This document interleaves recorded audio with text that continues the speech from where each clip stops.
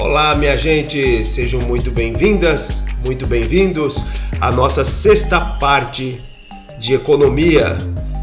E vamos tentar terminar aqui o assunto do modelo ISLM, que vai fazer as relações entre as políticas fiscal e monetária. E vamos tentar entrar na economia monetária. Vamos falar aqui da base monetária, vamos tratar dos encaixes totais, do papel moeda em poder do público, tudo isso. Vamos explicar tudo isso, mas vamos por parte. Vamos lembrar um pouquinho do que foi dito no último áudio resumo, que tratamos de diferenciar o que é a política fiscal da política monetária e tratamos na política fiscal da questão de cobrança de impostos e gastos do governo, e tratamos ali de diferenciar o que é uma política econômica fiscal expansionista, uma política econômica fiscal contracionista. E depois tratamos também das ferramentas, principalmente as mais comuns, da política monetária.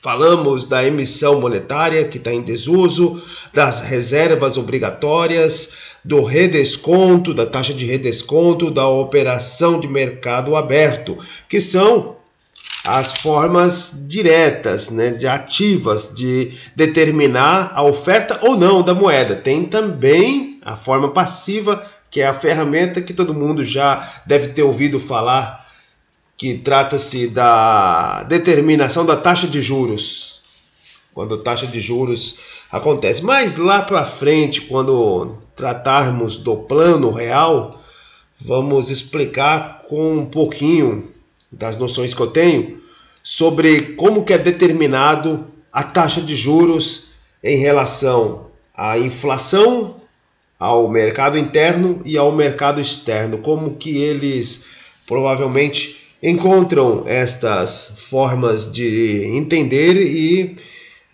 o Copom se reúne lá no Banco Central para determinar a taxa de juros, às vezes mais alta, mais baixa, quando tem relação direta ali com a inflação, e a inflação corre o risco de explodir, talvez para uma inflação descontrolada, aí coloca-se uma taxa de juros mais alta. Sobe-se a taxa de juros para reduzir a atividade econômica e assim diminuir a pressão inflacionária. Depende também do modelo de inflação, porque não tratamos aqui exatamente, mas podemos dizer que basicamente existe a inflação de demanda, a inflação de custo e a inflação inercial. E quando se tem uma inflação ali acontecendo, não quer dizer que ela é uma ou a outra ou a terceira opção aqui. Ela é uma mistura desses vários componentes. Às vezes aquela inflação ela tem componente de ser uma inflação de demanda com componentes de problemas de custo e que tem ali a sua parte inercial. Foi assim que se matou a inflação no plano real. Mas não vamos falar exatamente agora sobre o plano real. Vamos tratar aqui da questão mesmo do modelo ISLM. Então, falamos das políticas fiscal e monetária. E aí, nós precisamos também compreender a questão do câmbio. O câmbio, porque uma coisa é taxa de juros, outra coisa é o câmbio. O câmbio vai fazer ali a relação entre a moeda corrente do país com a moeda padrão, hoje é o dólar, internacional, Pode ser outras moedas também, pode fazer a relação com essas outras moedas, mas a gente acaba adotando mais essa questão do dólar porque é a moeda padrão mundial. Padrão mundial porque lá no começo era o dólar ouro, depois os Estados Unidos abandonou em Bretton Woods a questão do dólar ouro, abandonou essa equivalência e hoje o famoso chamado lastro ele se dá pela capacidade de pagamento que aquele país tem. Sendo que os Estados Unidos ele só deveu na história, deu calote, foi em 1929. Depois deve e paga, mas a dívida pública americana vai aumentando e hoje está por volta ali de 130%. Né? A nossa está 80%, mas já explicamos também o porquê os investidores estrangeiros desconfiam mais da capacidade de pagamento do Brasil do que dos Estados Unidos, mesmo a dívida pública americana chegando a esses patamares. E vamos falar então aqui do câmbio. O câmbio, a relação de uma moeda com a outra, a relação que uma moeda vai ter com a outra e como que nós podemos tirar algumas das conclusões desta relação de uma moeda com a outra, né? Porque quando uma empresa ela inicia o seu processo de internacionalização, ela começa exportando produtos de um país para o outro. E ela vai recebendo a moeda do outro para depois converter para a sua moeda. Se ela recebe numa moeda mais forte, quando ela converte para a sua moeda, ela acaba tendo ali virtualmente mais dinheiro. Vamos dizer ali que o dólar hoje está 5,60, 5,70. Vamos dizer que estaria 1 para 5 o dólar. Então, se uma empresa brasileira paga seus funcionários em real, paga todos os custos em real, paga tudo em real e exporta para os Estados Unidos, recebe em dólar, e quando converte esse dólar para o real, ele vai ter muito mais dinheiro do que ele pagou ali nos funcionários, etc. A sua lucratividade vai ser maior. Quando o dólar e o real estão extremamente equiparados, aí ele não tem essa vantagem. Ele vai receber praticamente quase a mesma coisa que ele receberia se ele estivesse vendendo no mercado interno. Aí passa-se a pensar-se que seria mais vantajoso para o país manter a sua moeda desvalorizada. Mas tem certas desvantagens nesta estratégia de manter a moeda desvalorizada. Mas para isso nós temos que pensar o seguinte: existem alguns tipos de câmbio. Câmbio quer dizer mais ou menos a paridade ali que tem do dólar para a moeda local, ou de uma moeda para outra, mas vamos determinar aqui o dólar para a moeda local. E se o governo vai dizer que de todas as formas ele vai manter aquela paridade, vai gastar o que for necessário, vai fazer todas as políticas importantes para manter a paridade de R$1 para $1, nós chamamos isso de câmbio fixo. Câmbio fixo, ele tem vantagens e desvantagens, né? O câmbio fixo ele vai ter a vantagem da previsão dos contratos, porque quando a empresa nacional toma a decisão de poder exportar, ele sabe que pode calcular o quanto que ele vai gastar, o quanto que ele vai receber. Ele vai ter uma vantagem real, porque é $1 para R$1. Não é uma questão de ele apostar que a moeda do país dele vai desvalorizar. É sim uma previsão certa e absoluta quando o câmbio é fixo. Ele tem previsão, os contratos podem ser feitos com garantia, tem ajustes na balança do pagamento. Balança do pagamento quer dizer tudo que vai se pagar lá fora e que vai se receber, né? O vai e vem dessa moeda, desse dinheiro é ajustado. A desvantagem é que a política monetária, aquela que nós tratamos lá das ferramentas, né, que é o redesconto, a questão do taxa de as reservas obrigatórias, redesconto, as operações de mercado aberto, elas se tornam um pouco mais ineficazes. Ineficaz porque uma delas, operação na bolsa, né, a compra-venda de títulos da dívida pública, ela é uma estratégia para você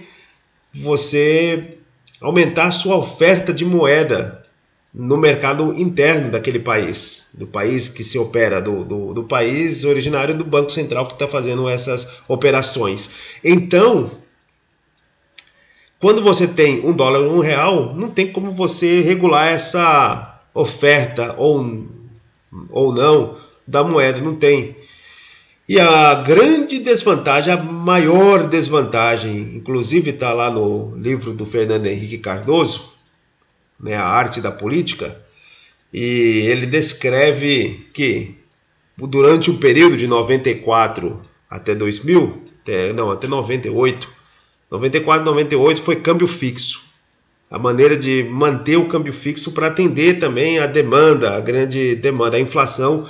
Boa parte do composto da inflação brasileira que se tinha naquela época era de demanda. E a demanda por produtos que a produção brasileira não tinha a menor capacidade de atender.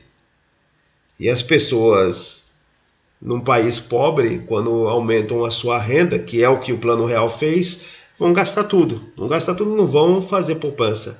E precisava atender. Aí por isso que R$1, $1 atendeu isso. É claro que teve efeitos colaterais, como a quebra de várias indústrias brasileiras, tecnologia brasileira se reduziu, porém atendeu a questão da demanda interna por produtos, por um aumento do padrão de vida que o Plano Real tinha determinado naquele momento que se estabilizou a moeda. Então, manteve-se o câmbio fixo. Porém, a grande desvantagem narrada pelo Fernando Henrique Cardoso é que, no momento que se mantém qualquer tipo de variação, qualquer forma de terem aproveitadores também no mercado externo ali, no mercado de capitais, né, os especuladores, é necessário jogar muito dinheiro. Tem que gastar muita reserva para permanecer $1, R$1, R$1. As reservas do país vão rapidamente se esvaziam e às vezes o país precisa se ver numa situação de obrigação de buscar empréstimos com o FMI para manter esse câmbio fixo, né? Foi o que o Brasil fez. Depois dos primeiros empréstimos, quando viu que o Brasil não iria aguentar o câmbio fixo por muito tempo, aí relativizou-se o câmbio fixo para o câmbio flutuante. Foi isso que fez, tentando manter o mais próximo de uma valorização, para que, com medo de que não atendesse, né, a importação de produtos não atendesse aquela elevação da renda nacional, que pudesse gerar inflação, né? Por isso que não se fez a mudança do câmbio fixo para o câmbio flutuante rapidamente. Depois de um tempo, o Fernando Henrique Cardoso disse que foi aos poucos realizando a estratégia de passar do câmbio fixo para o flutuante. O que é o câmbio flutuante? O câmbio flutuante, ele é um câmbio que a moeda estrangeira, o dólar, e a moeda nacional, o real, a determinação da quantidade dela é pelo mercado. O mercado determina o quanto que uma vale e o quanto que outra vale. E aí o jogador de peso, que é o Banco Central, no caso o Banco Central brasileiro, ele joga com estratégias, com política monetária, operação direta na bolsa para poder fazer a mudança que ele deseja, ou seja, se tiver uma queda muito brusca do real em relação ao dólar, o Banco Central entra comprando dólar, vendendo real, comprando títulos da dívida pública, etc, para poder impedir essa queda brusca. Ou quando tem uma valorização muito alta, que também pode prejudicar os exportadores, como a gente já acabou de dizer, também pode haver uma operação em bolsa para impedir também uma valorização muito forte. Então, olha só, são os dois tipos básicos aí, o câmbio fixo e o câmbio flutuante. É claro que também tem aí o câmbio de bandas, câmbio de flutuação suja, que vamos explicar aqui. Mas importante saber o seguinte, o câmbio fixo, ele atende a demanda, a importação, a demanda. Quando você tem uma situação como a do Plano Real, que de um dia para o outro de um dia para a noite, vamos dizer assim, mas vamos lá, 1º de maio de 1994, claro que teve um processo, teve um processo que passou do dólar para a UDI, né, o UDI, não, deixa eu ver aqui que não era UDI, era o plano Bresser, plano cruzado, plano regra de Taylor, plano real, tá mais para frente, depois eu vou falar dele mais para frente aqui, Fernando Henrique Cardoso, né, aqui as reservas, né, teve a negociação anterior com o FMI, depois teve essa negociação com o FMI, e que nós podemos dizer aqui que teve as 3 fases do plano real. URV, foi a URV, claro, mas de um dia para a noite, praticamente assim, de um mês para outro, no ano de 1994, a renda do brasileiro, ela teve uma expansão sem precedentes naquela década, ou até mesmo se considerar a década de 1980.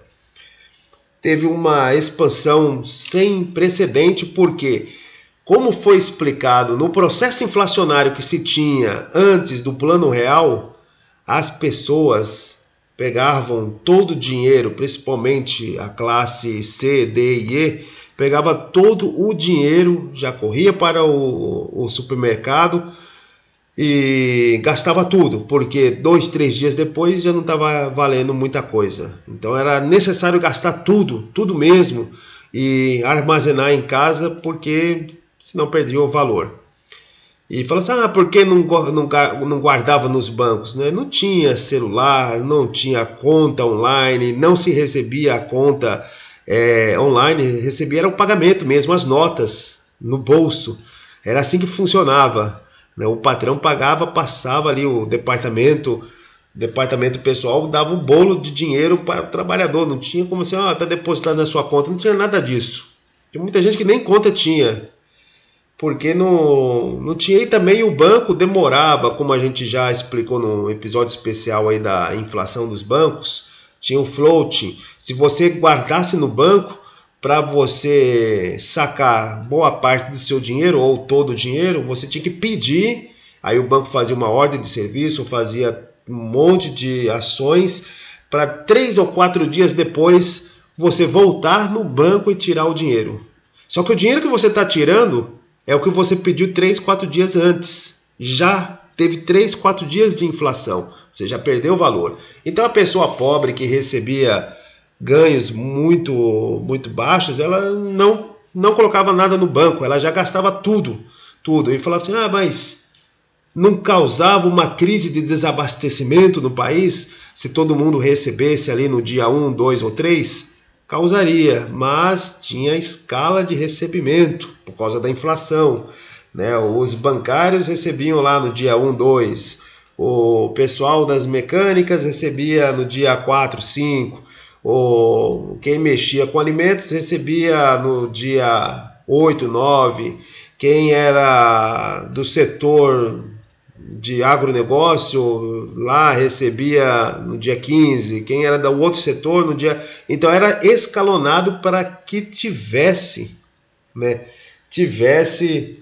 essa possibilidade de não criar uma crise de desabastecimento no país.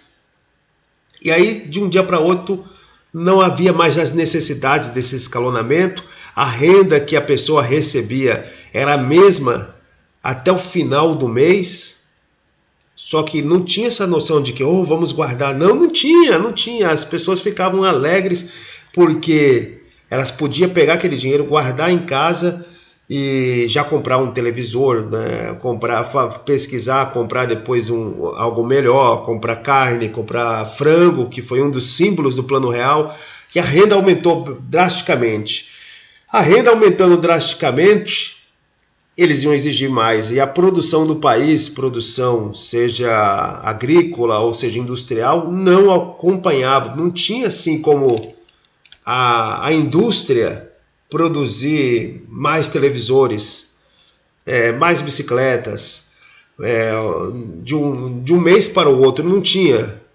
Então a demanda era grande, e aí abriu-se a importação. Aí o câmbio fixo, ele permite isso, que essa demanda seja atendida, porque fica muito mais fácil você importar produtos, né? E ela sendo atendida, ela não pressiona a inflação, né? Os produtores nacionais, eles perdem venda, né? Eles perdem venda, sim, claro, vão perder venda, mas se só tivessem eles não teriam capacidade de aumentar a produção, eles aumentariam o preço para manter a receita ou até aumentar a receita. Então eles aumentariam o preço. Então acabava que, tendo a importação, os produtores nacionais não tinham essa opção de aumentar o preço.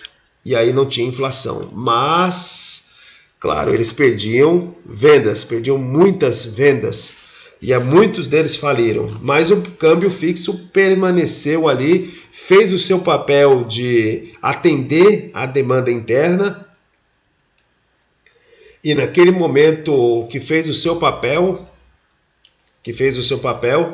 ele também tinha sua desvantagem, que gastava muitas reservas. E a grande desvantagem é que, claro, a competição com a indústria estrangeira era frente a frente. E você tinha a indústria dos países ricos já totalmente desenvolvida, com tecnologia muito avançada, a produção muito mais barata, arrasou com a indústria nacional. Mas a inflação foi debelada, foi destruída ali, né? Agora, o câmbio flutuante tem a vantagem de que o produtor nacional, ele vai receber uma moeda mais forte quando ele exporta, né? Já que a sua renda vai aumentar, né, na conversão.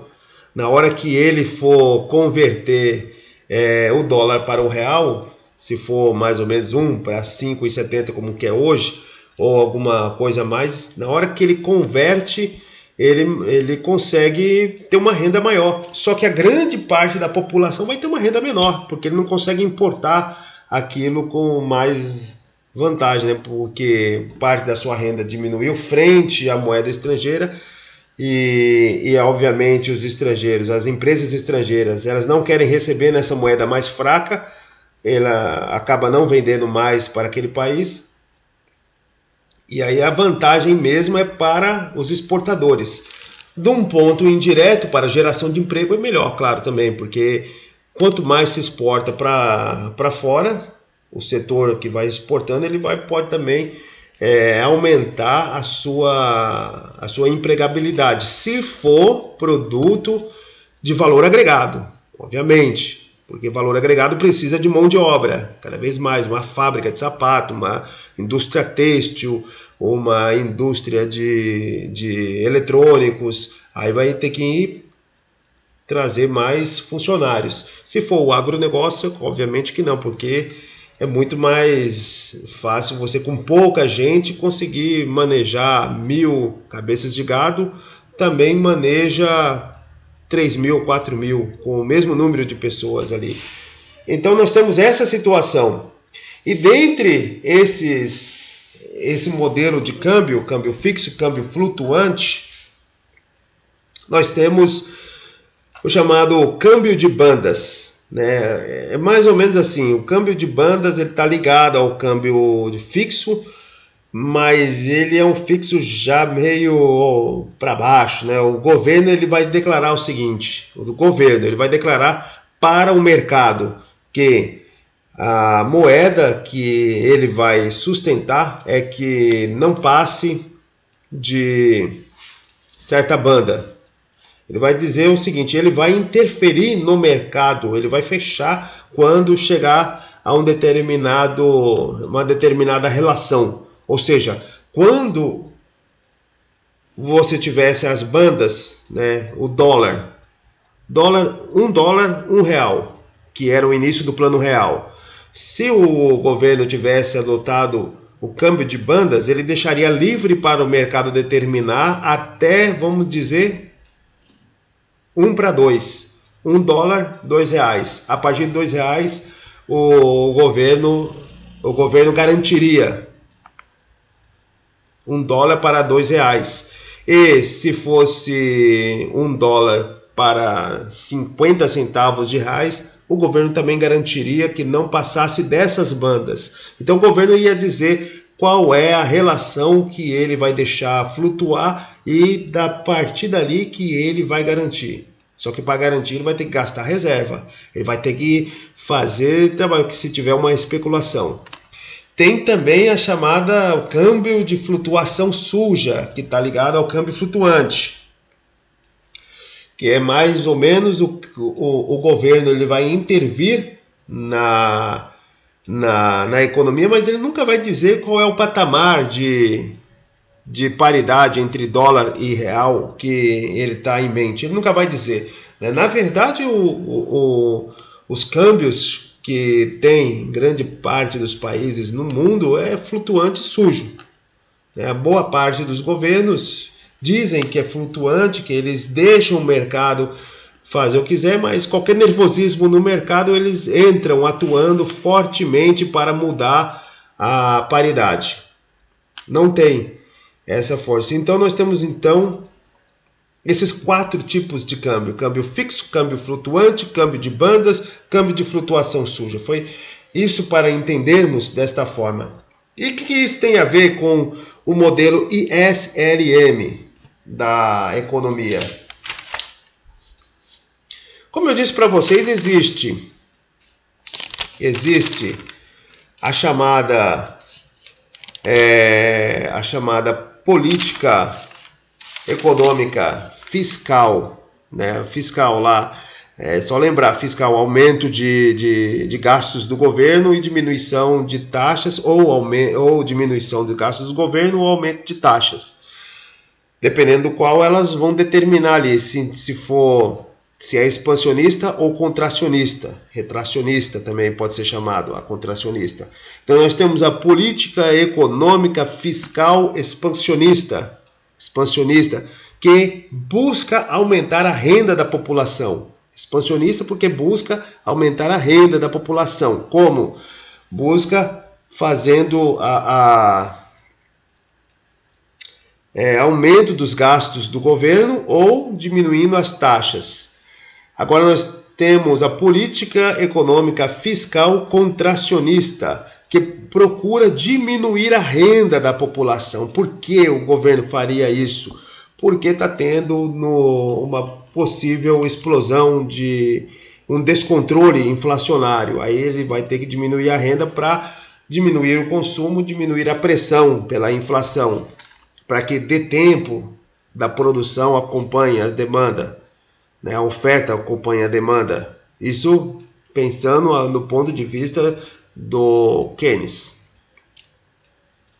E como é que faz isso?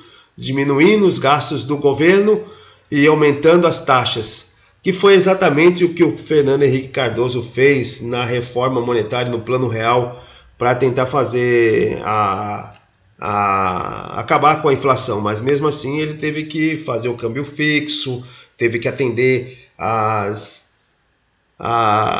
demanda gigantesca causado pelo efeito do aumento de renda, tudo isso aí. E nós temos essa então, política econômica fiscal expansionista e política econômica fiscal contracionista. Temos também as políticas monetárias expansionista, política econômica monetária contracionista, né? As ferramentas da política monetária, as ativas, né? Emissão de moeda, reservas obrigatórias, taxa de redesconto e operação de mercado de bolsa e também a taxa de juros que fazemos. Essas formas de fazerem política, elas vão ter uma relação com o câmbio. Se o câmbio é fixo, certas políticas não vão funcionar. Se o câmbio é flutuante, outras políticas não vão funcionar.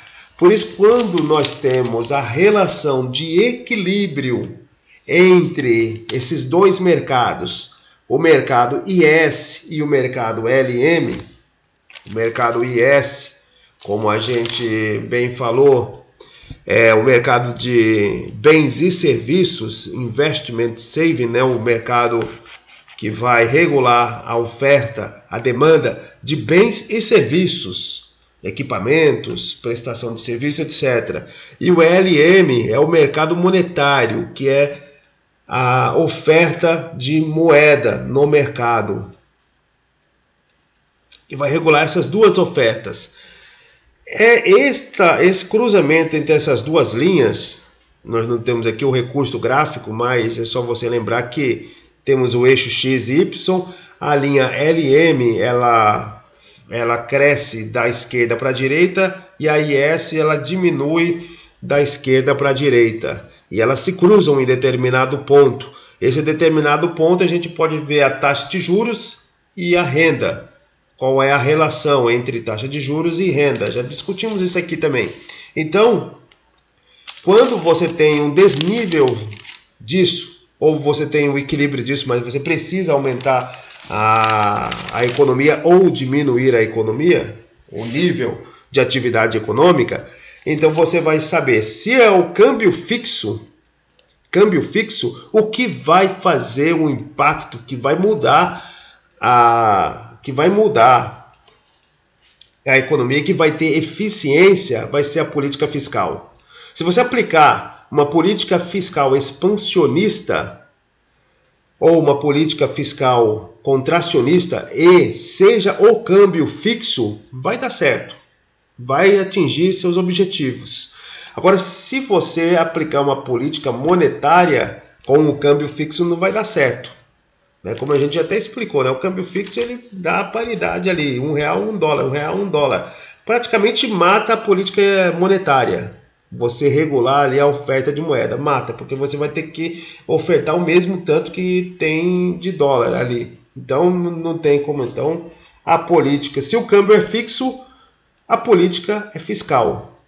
A política que vai funcionar é a política fiscal. Se o câmbio é flutuante, ou também chamado câmbio móvel, o que vai funcionar é política monetária, porque a política fiscal ela vai demorar muito e o câmbio flutuante ele é todo dia ali medido. Quanto que hoje, por exemplo, nós temos as notícias aí, quanto que o dólar tá? O dólar tá tal, 5 e pouco, 5, já chegou a 6, depois baixou para 5, aí chegou a 5 e pouco, tal. Todo dia é colocado. A política fiscal ela, para ser colocada em prática, ela leva um tempo, porque ela tem que ser enviada ao Congresso, aí o Congresso tem que discutir, vai para a Câmara dos Deputados, a Casa Iniciadora, aí vai a pleito, depois vai para a Câmara do Senado, vai para o Senado, aí o Senado, se fazer uma mudança, tem que voltar para a Casa Revisora,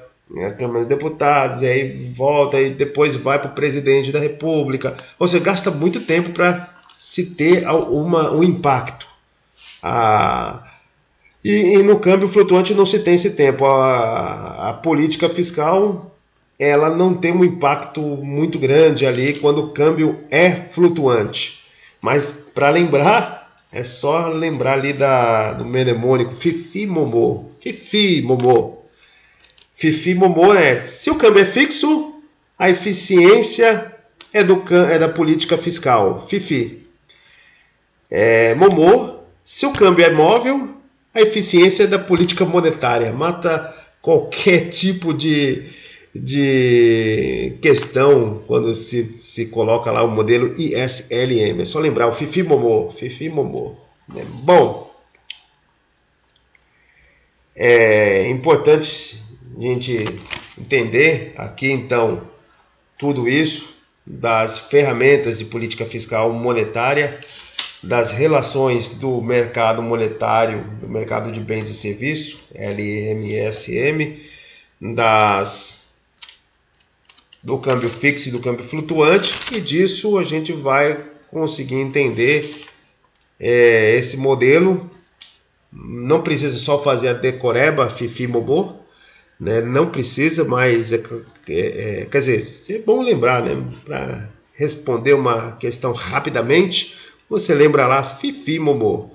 Mas, se você compreender muito bem, se a pergunta não for exatamente Fifi Momô, você vai conseguir responder ela com esse raciocínio que apresentamos para vocês neste áudio resumo.